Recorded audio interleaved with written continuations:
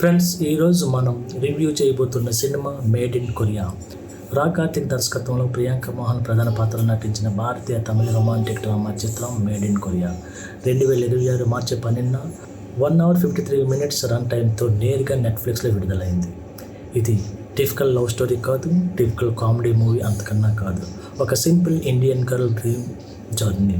కొరియన్కి వెళ్ళి లైఫ్లో ఎదురయ్యే స్ట్రగుల్, ఫ్రెండ్షిప్, ఎమోషన్ గురించి చెప్పి feel good emotional drama.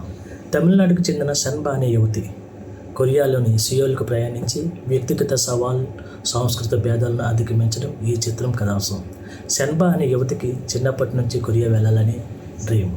Love చేసిన బాయ్ని నమ్మి కొరియాకి వెళ్తుంది. కానీ అక్కడికి వెళ్ళాక జాబ్ స్కామ్ అని తెలుస్తుంది.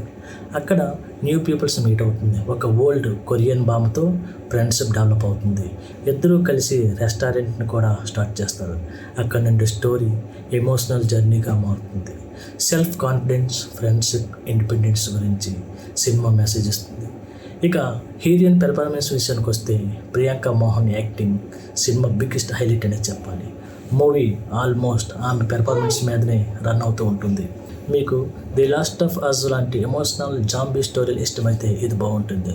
ప్యూర్ హర్రర్, యాక్షన్, గ్రోత్ కావాలంటే స్కిప్ చేసేవచ్చు ఈ మూవీని.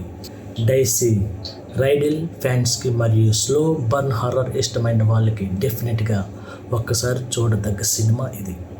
థియేటర్లో చూస్తే ఆ అట్మాస్ఫియర్ భలే ఉంటుందండి. ఇంకా డైరెక్షన్, స్క్రీన్ ప్లే విషయానికి వస్తే డైరెక్టర్ రా కార్తిక్ స్టోరీని సింపుల్ ఫీల్ గుడ్ స్టైల్లో నేరేట్ చేశాడు. విజువల్స్ చాలా బ్యూటిఫుల్గా ఉన్నాయి. కొరియన్ లొకేషన్స్ చాలా ఫ్రెష్గా ఫీల్ ఇస్తాయి.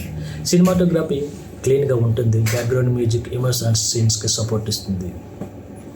మీరు ఈ సినిమా ఆల్రెడీ చూసినట్లయితే మీ ఒపీనియన్ కామెంట్లో తప్పకుండా షేర్ చేయండి. మీకు ఇష్టమైన మూవీస్ ఏవైనా ఉంటే ఆ మూవీ రివ్యూస్ కూడా నెక్స్ట్ ఏది చేయాలో కామెంట్లో చెప్పండి. ఇలాంటి హానెస్ట్ మూవీ రివ్యూస్ కోసం ఛానల్ని సబ్స్క్రైబ్ చేసి వీడియోకి లైక్ చేయడం మాత్రం మర్చిపోవద్దు. మళ్ళీ నెక్స్ట్ వీడియోతో కలుద్దాం. బాయ్.